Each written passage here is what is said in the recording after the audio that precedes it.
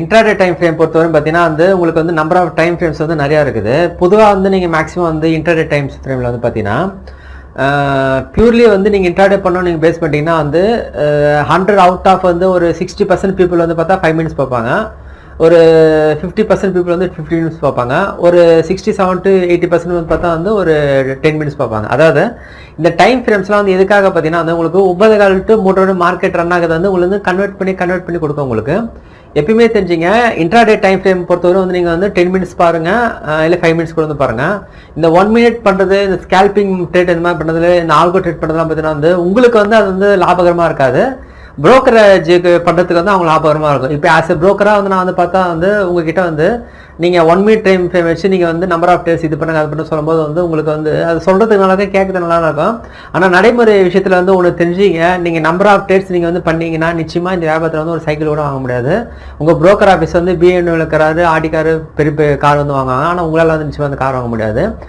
ஏன்னா அதாவது இந்த புரோக்கர்ஸ் மாஃபியா இருக்கா பார்த்தீங்கன்னா அது வந்து பெரிய மாஃபியா ஆக்சுவலாக. நீங்கள் அதெல்லாம் வந்து நீங்கள் வந்து உள்ளே போங்க. நீங்கள் அன்லிமிட்டட் ட்ரேடு, ₹5 ட்ரேடு இதெல்லாம் பார்த்தீங்கன்னா பெரிய அளவுக்கு உங்களை வந்து பெரும் பொதுப்பில் வந்து உங்களை வந்து மாட்ட வைப்பாங்க ஆக்சுவலாக. இப்போ நீங்கள் பார்க்குற டைம் ஃப்ரேம் பார்த்தீங்கன்னா வந்து 10 மினிட்ஸ் டைம் ஃப்ரேம் ஆக்சுவலாக.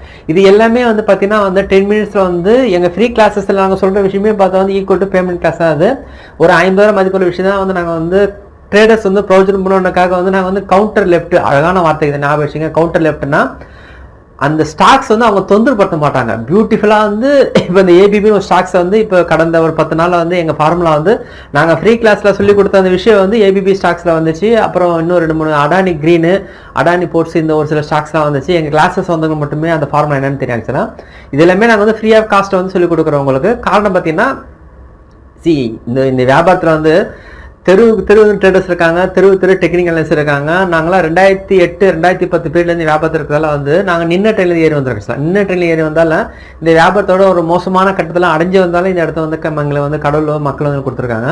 அவ்வளோ ஈஸியான இந்த வியாபாரத்தை வந்து இந்த ஸ்டாக் மார்க்கெட் வந்து ஜெயிச்சிட முடியாது. அப்போது நீங்கள் டைம் ஃப்ரேம் பொறுத்தவரை நீங்கள் வந்து பார்த்தீங்கன்னா வந்து 10 மினிட்ஸ் வந்து நீங்கள் வச்சிங்க, 15 மினிட்ஸ் வந்து வச்சிங்க. இந்த 1 மினிட்ஸில் வந்து நீங்கள் வந்து ஃபாஸ்ட்டாக என்ட்ரி ஆகுது. குறிப்பாக அந்த 9:30 என்ட்ரி ஆகுது, நீங்கள் அப்புறம் 10:30 என்ட்ரி ஆகுது. இதெல்லாம் வந்து நீங்கள் வந்து மார்னிங் என்ட்ரி வந்து மேக்ஸிமம் பார்த்தா வந்து உங்களுக்கு வந்து நம்பர் ஆஃப் ட்ரேடர்ஸ் வந்து அதிகமான ட்ரேடர்ஸ் வந்து நஷ்டமடைவாங்க.